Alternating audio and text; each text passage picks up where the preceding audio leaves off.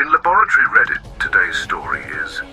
My father-in-law offered me the whole family inheritance after discovering my husband's secret, but my parents say I'm a gold digger for accepting it. A couple of days ago, we celebrated my little Carson's 5th birthday. His father, Alex, decided not to show up at the last minute. He called me just an hour before the guests started to arrive to tell me that he had a meeting with a very important client that he couldn't miss, so we would have to celebrate without him. I tried to reason with him, but he made it clear that there was no time to discuss it, leaving me with no options. Carson was really sad that his dad wouldn't be there, but he cheered up when his friends started to arrive. I decided to leave the conversation with Alex for when he got back and concentrated on making the party special. Everything was going well until I accidentally cut myself and needed a Band-Aid. I went to Alex's office where we kept the first aid kit. While I was there, I noticed that there was a voicemail notification on his phone from someone we call his work wife, Leanne. They have been best friends since childhood, and she runs a charity in Alex's company. Leanne and I also get along quite well. I decided to listen to the message, and what I heard left me completely shocked. Leanne explained that she knew that Alex had canceled his attendance at the birthday party, claiming an important meeting with a client, but that it was all a lie. The supposed client was actually his new secretary, and at that moment they were booking a hotel room. Apparently this relationship had been going on for quite some time, and Leanne had been trying to convince him to break up with her. He kept promising he would, but never followed through, and she could no longer bear the guilt of keeping the secret. Leanne mentioned that she felt she owed me the truth because she was sure I would do the same for her if I knew something about her husband, and she was absolutely right. I would definitely tell her. She finally decided to tell me because she had personally seen the secretary getting into Alex's car in the parking lot.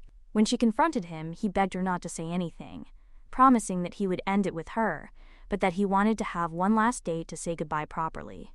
However, according to Leanne, this had happened so many times that she was sure he wasn't going to end the relationship. He would just continue seeing her on the sly. That's why she felt she had to inform me so that I could take the necessary measures. After listening to this message, I called my father-in-law, who had come to the party. I asked him to apologize to the guests momentarily and played the full message for him. I immediately informed him of my intention to file for divorce and told him that he could handle the situation with his son as he saw fit. I decided to tell him first because I know he is a man of principle. He was a federal judge before he retired, and I felt he should know what was happening. Obviously, I was speaking from the heart at the time. I understood that there wasn't much he could do when it came to his adult son. I kept my composure for the rest of the party, but afterwards I started to pack some essentials and left the house with my son. As Alex arrived late that day, I couldn't confront him personally, but when he called me late at night asking what was going on, I told him everything. He denied the accusation, saying that Leanne was lying, but I know Leanne very well. She has been a good friend to me, and I don't think she would make something like that up. I told him I didn't believe him, and he hung up without saying anything else. After that, we didn't speak again. I started to consult with lawyers with the help of my parents. 2 days ago, Alex called me again, saying that he needed to come back and fix things because the situation was getting worse. Apparently, after I left, his father gave him an ultimatum. Either he convinced me to come back and fix everything, or he would disinherit him, passing on his entire inheritance to me and our son. We're talking about a considerable fortune. Although Alex earns good money, it doesn't compare to what he would receive as an inheritance. During our conversation, I realized that he was only trying to reconcile because he was afraid of losing all that money. So I hung up on him, called my father-in-law, and told him clearly that I was not going to get back with Alex, so he could proceed with his plan to leave the inheritance to me and my son. Now everything is extremely complicated. My parents think I'm wrong and want me to retract because they consider that I have no right to the inheritance under any circumstances, and that accepting that kind of agreement would make me a gold digger. I don't share their opinion, so am I the idiot for telling my father-in-law that I won't get back with his son and that he can leave the inheritance to me and his grandson? Update 1. I would like to sincerely thank everyone who has taken the time to comment on my post. It means a lot to me, especially now that I am going through such difficult times. I have several points to clarify, so I'll start with Leanne. Many have questioned my decision to trust her blindly, especially considering that she admitted to keeping the secret for a while. I fully understand why most would be distrustful, but it is important to understand that she has known Alex since long before I did. They have been friends since childhood, so it was surely very difficult for her to accept that Alex was being unfaithful. If I were in her position, I would probably also have doubted whether to tell his wife, but in the end I would have made the right decision, as she did. I am really grateful to her because, at the end of the day, if she hadn't told me, no one else would have. I also spoke to her personally because I needed to know if she had any concrete evidence. I have shared my life with this man for 8 years, we have been married for 6, and we have a 5-year-old son. I didn't want to throw everything away based on suspicion alone. I needed to be completely sure of the infidelity, otherwise I would feel like an ignorant fool. Leanne told me that she anticipated that I would ask her for proof, so she had been gathering evidence for months. She sent me several screenshots where she asked Alex to stop seeing the secretary, and he responded by promising to end the relationship. There were at least 6 or 7 screenshots, and it was clear that he was not denying anything. His promises to end the relationship were practically a confession to me. In addition, he showed me between 10 and 12 photographs of them together, some in Alex's car, others in his office, and at work events. The images were somewhat blurry and clearly taken surreptitiously from behind objects and walls, but they existed as proof of what was happening. In all of these photos, their interaction went beyond a professional relationship. They were smiling, laughing, having lively conversations, and in each image she clung to him as if they were very close, while he seemed to thoroughly enjoy her company. To convince me even more, Leanne even showed me a video recorded in the parking lot. They were both sitting in Alex's car, laughing about something. He adjusted her hair behind her ears, a gesture he used to reserve only for me, and then they shared a brief kiss on the lips. That was all I needed to see to confirm what I already suspected. Leanne was telling the truth. This entire conversation took place in person. I invited her to lunch a couple of days ago, after speaking to my father-in-law, because I felt guilty about my decision to suggest that she leave the inheritance to me and my son. My parents were not helping me. On the contrary, they were making me feel even guiltier, so I was confused. I needed to talk to Leanne and get concrete evidence. I couldn't just take her word for it without verification, and I'm glad I did, because this evidence will definitely help me with the divorce process. After our conversation, she tried to apologize, but I told her it would be better to keep our distance because, although she had told me the truth, it had taken her too long to do so. I wonder if Alex had decided to end things with the secretary after the first few meetings, she would have informed me. Probably not, because she believed that what I didn't know couldn't hurt me. At least that was her justification for not telling me before. She seemed annoyed because she didn't want to keep in touch with her, but she didn't insist. In short, I am convinced that Leanne told me the truth, and I never doubted it. She had no reason to lie to me. Although she has been friends with Alex since childhood, we have also become very close in recent years. She has always been kind to me, so I trusted her, and now I know I was right. With this confirmation, I feel more confident about my decision regarding Alex and the inheritance. My parents are still very unhappy about it. It's been several days since I told my father-in-law that I would appreciate it if he changed his will in favor of me and my son. Since then, my parents have become very distant with me because I have not acted as they expected. Frankly, I don't understand why I should be worried about being considered a gold digger. From my perspective, I'm just securing my future and that of my son. Alex was the one who convinced me to leave my job to raise our son when he was born, and now that we're getting divorced, I'm sure he'll fight to reduce the alimony and child support I'm entitled to. Knowing him, he'll do everything he can to make sure the divorce is settled on his terms. He's so stingy that he didn't even allow me to continue working and hire a nanny because he considered it would be too expensive, despite having a good job. So I'm going to defend my interests and make sure I get what I deserve, one way or another. Of course, I am hurt by the whole situation, but I will deal with the sadness later. Right now, I only have the energy to be angry and let that emotion drive me, because I can't afford to feel sorry for anyone else. I have been with this man for so many years. I have given everything to our relationship and marriage.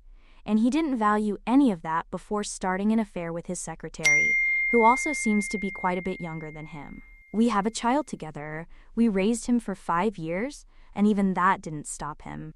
He was completely selfish from start to finish, and now I don't understand why my parents think I shouldn't act the same way. Maybe in an ideal world I would be the most noble person, but right now I'm not interested in being magnanimous. I just want to get as much as I can. I absolutely refuse to be treated like a fool and then end up with nothing. I am aware that, in practical terms, it would be impossible for Alex to prevent me from receiving my share of the divorce settlement, but I know he will try anyway. However, that doesn't seem enough to me, and I feel I deserve the inheritance. It's fine if my parents don't agree, but they have no right to dictate what I deserve and what I don't. I'll leave that up to my father-in-law, who so far has not responded, so I'm just playing my cards right. Update 2. Hi everyone. Yesterday I moved out of my parents' house with the help of some friends. I'm temporarily staying with a friend until this situation is resolved and I can look for my own apartment. Of course, I'm sharing the rent with her, and I even offered to pay my parents for the days I stayed with them. Under normal circumstances, I wouldn't have done so, but over the last few days they have been so cold and distant with me that I felt the need to do so. I felt uncomfortable accepting their help when they clearly made me feel that they were doing me a big favor by allowing me to stay with them, even though they didn't agree with my decisions. At such a difficult time, I feel they should be supporting me instead of making me feel isolated. Far from offering me support, they barely spoke to me after I had that conversation with my father-in-law, in which I expressed my desire to receive the inheritance originally intended for his son. The situation became so uncomfortable that I felt it was necessary to move out. Otherwise, I could have continued with them, as they also helped me a lot with my son. Unfortunately, I don't want to stay where I'm not welcome, and they made that very clear. Fortunately, my friend has been understanding enough to take me in, although I have to contribute to the rent and also hire a babysitter, as I will be very busy over the next few weeks. I filed for divorce earlier this week, and I guess Alex will receive the notification in the next few days. I have had no contact with anyone in his circle. Not him, not Leanne, not even his father. At this stage, I have my doubts as to whether my father-in-law was really serious when he mentioned leaving everything to me and my son instead of Alex, or whether it was just an empty threat. Either way, it won't influence my decision to divorce him. I am completely determined on that score. In my divorce petition, I have included requests for alimony and child support, as it will take me time to find work. Although I have already started sending out applications, it is not easy for someone to be hired who has been out of the job market for 5 years. I have no idea when I will get a job or if the starting salary will be enough to support me and my son. I believe I am being completely reasonable in requesting alimony and child support, although I am willing to share custody. Personally, I think I have been fair in my request because I still have hopes that my father-in-law can help us financially. But, regardless of that, I want to avoid a protracted legal battle. The legal fees represent a challenge, as I will have to use my savings. I can't turn to anyone else for help. Normally, I would have asked my parents for support, and they would have agreed without hesitation, but given the current situation, I think it's obvious why I don't want to do that. That's why I'm keeping things simple from a legal point of view, and I sincerely hope that Alex doesn't object or change anything, because that would lead to more mediation, which is the last thing I want at the moment. I'm still waiting to hear from him, so for now I'm keeping my hopes up. Update 3. Unfortunately, Alex decided to be as stingy as ever and did not accept the terms of my request. As I mentioned before, I was being completely fair. I was not asking for an exaggerated amount of alimony or child support, although I certainly could have. But he considers that I am not being reasonable and has significantly reduced the amounts to an amount with which we could barely survive. I don't understand how he has the audacity to do something like this, especially after cheating on me, ruining our marriage, and not even having the decency to apologize. In our last conversation, he was simply begging me to come back to make things right because he was afraid that his father would leave the inheritance to me and our son. He wasn't even sorry for his actions. He just wanted me back for that reason, nothing more. Despite his selfishness, I tried not to complicate things too much with my request, and even so, here he is, not appreciating that gesture and creating more problems. I am definitely not going to give in. I will use up all my savings if I have to, but I will make sure I get what I deserve. I'm even considering applying for full custody of our son because, now that I think about it, since we left home, he hasn't even bothered to ask how the boy is. I understand that I have blocked him, but if I were in his place, I would move heaven and earth to find out how my son is. I would use email, I would show up at my parents' house, I would do whatever it took. But I guess I'm expecting too much from a father who decided to miss his son's 5th birthday to be with his mistress. I have decided that I am going to talk to him in person, and I will unblock him tonight. I know it will be emotionally draining, so I will keep the conversation as brief as possible. If he tries to argue, defend himself, or anything similar, I will simply hang up because I don't have the time or energy for that.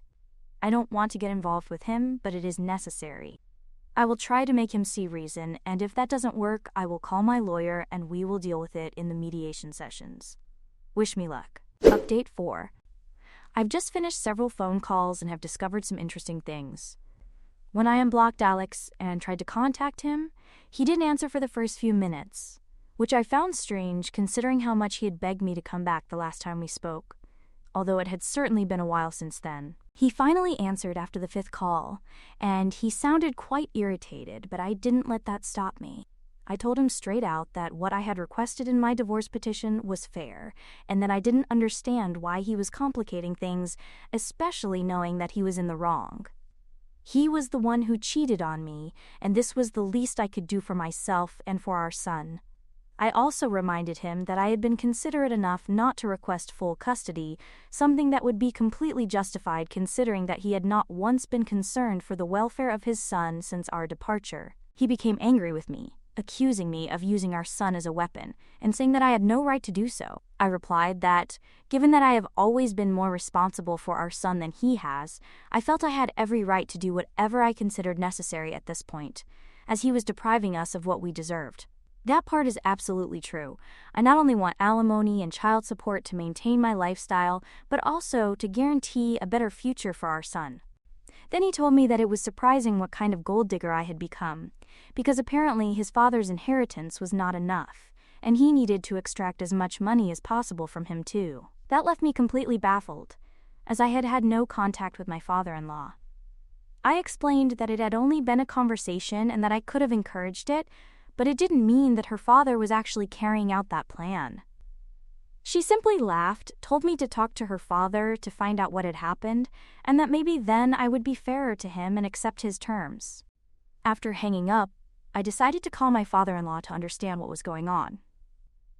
Without wasting time on trivial conversations, I asked him directly about what Alex had mentioned. My father-in-law confirmed that he had indeed changed his will and that Alex was aware of it. That explained why he was so bitter and didn't want to agree to fair alimony and child support, because he was already losing his inheritance to us. However, I was completely unaware of this situation because I had not been in contact with my father-in-law. I asked him why he had not informed me, considering that the change had already been made. He explained that he simply did not know how to approach me because he was very affected by everything that had happened and had been waiting for me to contact him. Now that I had finally done so, he considered it appropriate to inform me about the change in the will. I was stunned and speechless. He expressed his regret for everything that had happened and mentioned that he was not currently on good terms with his son. However, he wanted to keep in touch with his grandson, so he asked me to consider taking him to his house occasionally, regardless of my relationship with Alex. I assured him that he was more than welcome to see his grandson whenever he wanted.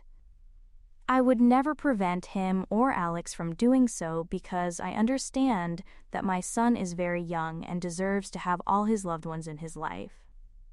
At the end of the day, regardless of my personal relationships with others, I know that everyone loves him and I don't want to deprive him of that love. Anyone who wishes to see him is welcome to make contact. My father-in-law seemed very pleased with this answer. He tried to apologize for Alex's behavior, but I told him it wasn't necessary, as that matter was exclusively between my future ex-husband and me. He didn't need to feel responsible for anything. Then I put my son on the phone to talk to his grandfather. They had a brief but cheerful conversation that made my little boy very happy. Although I don't know exactly how to feel about all this, I'm glad I was able to talk to him and clear things up in person. Honestly, I need time to think about my next steps. Update 5. Hi all, it's been a couple of weeks. I've decided to give in on the disagreement over the divorce and accept the terms proposed by Alex in his petition. I made this decision after talking to his father, who offered to help me get a job and, in the meantime, support us financially, considering it fair to do so given that his son had messed things up. I tried to tell him that I could handle the situation myself through mediation, but he explained that it would only cost me more money because Alex would not give in easily. He and his lawyer would do everything they could to prolong the process, which would end up draining my savings. He was right. So I accepted his offer, and he is currently supporting us financially. He has also used his many contacts to help me with job opportunities that I probably wouldn't have had access to without his intervention. Having him on my side has been extremely helpful, and I am deeply grateful for everything he has done for us. Although it was Alex who ruined everything, it is his father who is rebuilding our situation. His kindness leaves me speechless.